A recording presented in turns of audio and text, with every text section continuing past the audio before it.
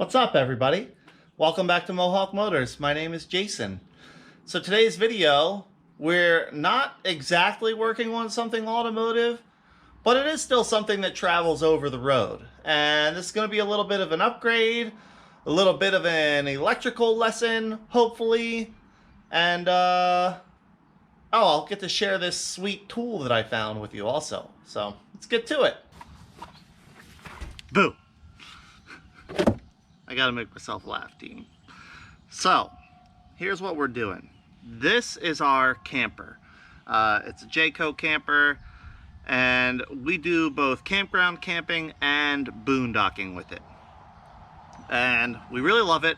One of the things that I want to make better about it is its ability to boondock and actually not run out of electricity overnight.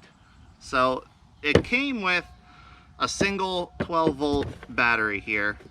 And when you're boondocking, all this battery really does, it'll run your 12-volt lights, it'll run some of your small stuff, your 12-volt powered stuff, and your propane powered refrigerator needs 12 volts as well.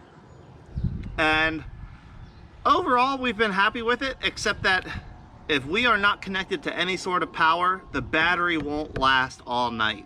By the time we wake up in the morning, the battery is dead, and then we have to either fire up the generator to get it recharged or plug in somewhere to get it recharged. We also have a small solar panel set up. I want to improve that in the future, but for this video, I just want to add more battery capacity to this thing. Unfortunately, the battery mounting area they put here has what looks like to me just enough space to fit another battery in here. So if I can get another battery in and essentially double my reserve capacity, I think that will be enough that when we boondock, it'll get us through the night. Everything will stay working. The lights will be able to be turned on in the morning when we want to get up. The 12-volt water pump will work if we need to flush the toilet. And yeah, it'll carry us over until we either plug in or fire up the generator to you know, run the microwave or whatever else it may be. So I'm going to take a couple quick measurements here, make sure my eyeball measurement is as accurate as a tape measure measurement, and then we're going to see about getting some batteries in here, getting an additional battery. And honestly, I think this one's pretty much smoked, so we'll get two new to the camper batteries in here and increase our reserve capacity a bit. Okay, got my battery trays put in. They just fit. It's actually almost like it was meant to have two battery boxes there. So we got our two battery boxes. I've labeled my hots with a red zip tie. My ground is white. So now I just need to get my batteries in and then wired up. So I've chosen two of the best batteries that I have. I mean, if you guys have been here for a while, you know I pay the bills by parting out trucks, all GM stuff. So I have more or less an unlimited resource of batteries. And a lot of times I get these things with really good batteries in them because they've been in an accident. So I chose two side post batteries. They're different brands, but brand doesn't really matter.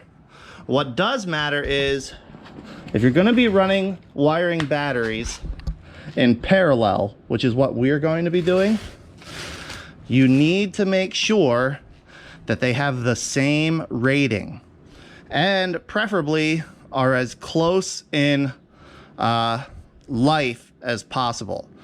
Now, what I mean by the same rating is the cold cranking amps, the cranking amps, and the reserve capacity. So both of these batteries are 700 cold cranking amps, 875 cranking amps at 32 degrees Fahrenheit, and 120 reserve capacity.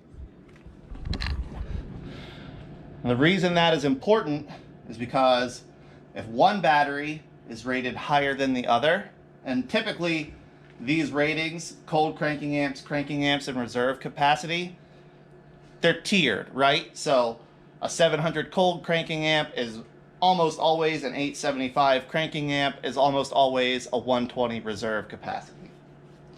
A 600 cold cranking amp is almost always 525 cranking, or sorry, 725 cranking amps at 32, and then 90 reserve capacity. So they need to be matched, they need to be tiered, because if one battery is rated higher than the other, it will try to charge the other battery. And essentially, it'll charge the other battery until it drops lower, and then the other battery will try to charge it back. And they'll go back and forth with each other until they die. So it's important to make sure your batteries are matched, rated the same, cold cranking amps, and reserve capacity. It's also important to make sure they are the same type of battery. There's lead acid batteries, there's submerged glass mat batteries, there are dry cell batteries. So you don't want to mix a lead acid battery and a dry cell battery, submerged glass mat and lead acid, etc., etc. You want to have the same kind of battery also. So, got these picked out. I know they both hold a good charge. I've tested them and they're both very close on my battery tester. So I'm going to get them put in, and then we're going to get the wiring all sorted out. All right, wiring. So, let me show you this cool tool that I found, and then I'll talk more in depth about the wiring. So I found this thing. I think I saw somebody else, another YouTuber, using it, so I did some Google searching to find it. But this is made by Temco, and what it is, it's a hydraulic crimping tool. They market it for hydraulic fittings, which, I mean, it would be great to make small hydraulic lines for control circuits or things like that. But it also works for crimping. Oh, where'd it go? It also works for crimping electrical connector ends, especially the nice solid copper type like I have here. So, it'll do, I mean, it comes with dies to do up to 1 gauge and all the way down to like 16 gauge. So it'll do a variety of sizes. I've used it before already on another truck that I had here. It worked great. So I'm going to show you how I do it here with our battery wire. So what I found to be the easiest is get your fitting in there and then get it pumped up so that the tool will hold your fitting like so. Then take your wire or your hydraulic hose, whatever it is. I don't have strippers big enough for 1 gauge wire, which is honestly overkill for this project, but better too big than not big enough. Strip it off your insulation.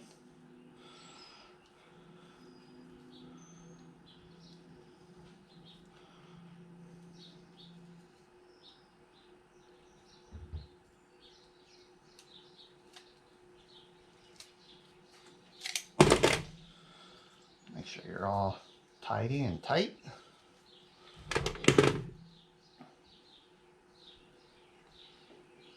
Get your wire fed in and then pump.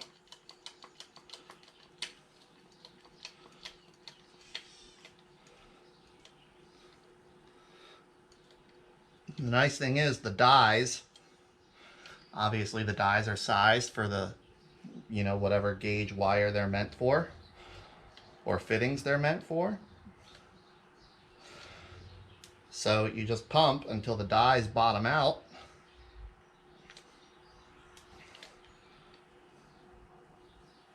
Which that looks like we're there.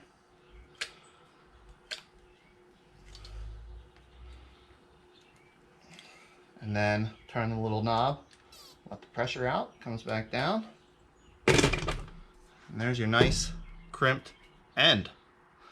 And that's, I mean, it's not going anywhere. You couldn't pull that off of there if you wanted to. So I'll slide a piece of heat shrink over, get that all tidied up, and then measure and get this thing put in. So for wire, this is way overkill for what I'm doing. The trailer, I think at most it draws like 30 amps, and that's the refrigerator on, all the lights on, the radio on, like every 12 volt thing you could use draws 30 amps. So 1 gauge wire, super overkill for that amount of electricity flowing through it. But in the future, we want to try to get solar panels set up on this thing with an inverter. When that time comes, we're going to need 1 gauge wire to supply the inverter. So that's why I did this. Instead of doing it twice, I'm just going to do it all right out of the gate. So this is 1 gauge heavy duty. This is sold as heavy duty welding cable. It's solid wound copper, so shouldn't have any trouble. And ground wire is the same, just black. But I got all this stuff on Amazon too, team. The wire, the fittings, even the crimping tool, all Amazon, easy to find. I'll try to remember to put links in the description for you. If I forget, just remind me, I'll throw them in there. All right, everybody, so it's actually the next day now. I had to stop yesterday to go pick up a truck, and then the afternoon was busy. I didn't get to finish up, so it's the morning we're leaving. I need to get this done. So I have some bolts here. They're just the standard 3/8/16 bolt. They were longer than I needed, so I just cut them down to the right length. The advantage of this is that these are going to be, I mean, 9/16. It's such a common size. There's a 9/16 wrench everywhere I've ever been, so I'll always be able to get a hold of a wrench to get these apart if I need to. The only downside to these free to me batteries is their side post. So not the most convenient way to get them hooked up, but still not a huge problem, because I mean, they're easy enough to just lift out, attach my cables, sit them back down in the box.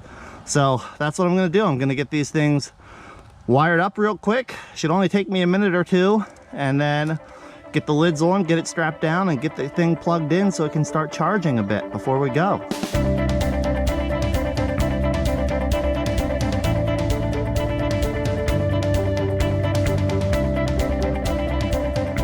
All right, everybody. There we go. All nice and installed. I'm very happy with that. Looks factory. Should be easy enough to service if I need to. Now, both of those batteries have been on the shelf for a while. I wonder if there's any juice left in them. Oh, there is. All right. We've got a working jack. Let's see if our inside lights work.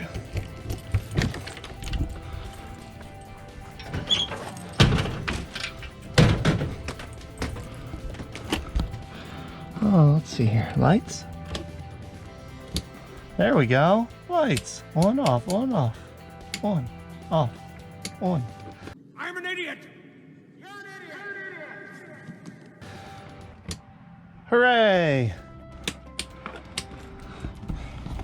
Okay, that's excellent. So hopefully, I mean, they're not the ideal battery. Ideally, we would have a set of deep cycle batteries on there. But I already had these. They were free 99, so I figure we'll try them. If it turns out they suck, then I've already done all the wiring, the hard part.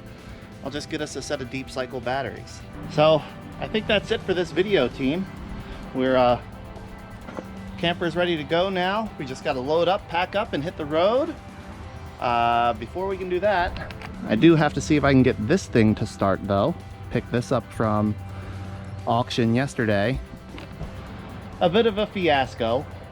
Maybe I'll tell you that story in a different video, but that's the end of this video. Thanks so much for watching. I hope you enjoyed. Hopefully maybe you find this helpful if you're trying to upgrade your your reserve capacity a little bit on your camper, or even in a truck, you could apply the same system. And until the next video, everybody, take care.